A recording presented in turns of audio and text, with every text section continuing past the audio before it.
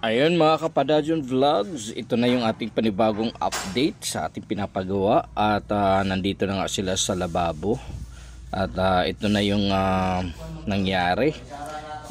Malapit na talaga guys matapos itong ating pinapagawa at nagustuhan nyo ba guys ang kulay nitong nilagay nila kuya na kulay brown ang ating tiles. Tiles lang yung ating ginamit dito, 60 by 60. So nakakatuwa lang talaga pagmasdan at kitang kita na natin yung pagbabago ng ating pinapagawa at kinabit na lang pala yung grills at magkaroon din tayo ng sliding windows dyan at sana nga ay matapos na rin sa susunod na mga araw. Ito yun ang ating nangyayari na at talagang nakakatuwa lang pagmasdan at ganito na ang nangyari.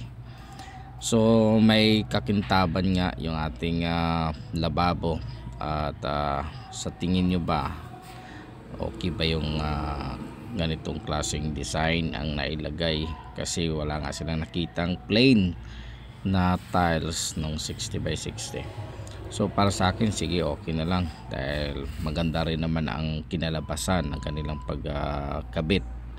So sa ilalim ay magkaroon tayo ng cabinet at ito na rin ang kabuuang sala at natapos na rin nila ang kanilang pagta-tiles.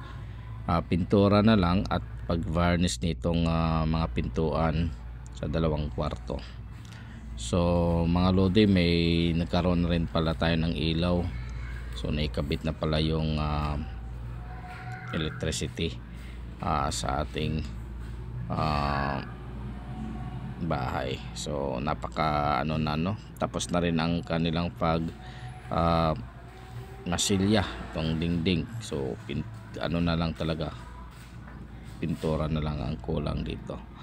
So ang sarap lang sa pakiramdam na umusad na nga tayo at ito na yung kinalabasan ng ating pinapagawa. Sana matapos na ito bago mag December, kahit papaano ay makapag-umpisa na tayo sa second floor. Dagan salamat.